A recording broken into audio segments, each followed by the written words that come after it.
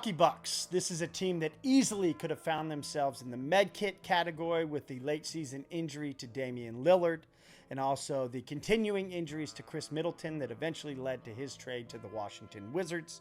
The Milwaukee Bucks were the first NBA champion that fell victim to this second apron salary cap parity era realities, which led to the eventual trade of Jrue Holiday. Part of that underachievement in the playoffs. We will get to that.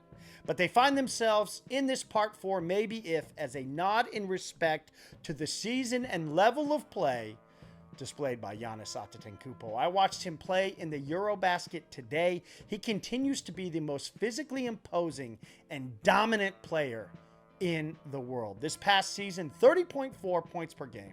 That tied his career best. 11.9 rebounds and 6.5 assists, which also tied a career best. Secured his 7th consecutive first-team All-NBA award for the 2-time MVP that any other year would have gotten his 3rd.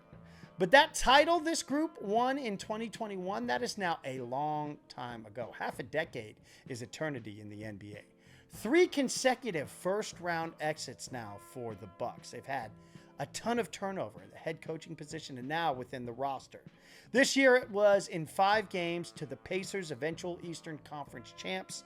But in this series, Giannis was the leading scorer in every game -1. The one he didn't do it, Game 5, in which Gary Trent Jr. went off. It was the OT loss in which the Bucks collapsed and Indy secured the series. So how much lay at the feet of the Greek Freak in their failure to advance deep into the playoffs? Well, he did not play in 23-24 due to injuries. That was a 6-game loss to the Pacers.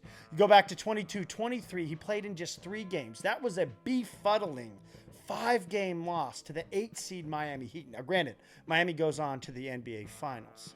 But losing in that first round as the 1 series ultimately saw the Giannis, Middleton, Jrue Holiday, Mike Budenholzer title-winning quartet broken up.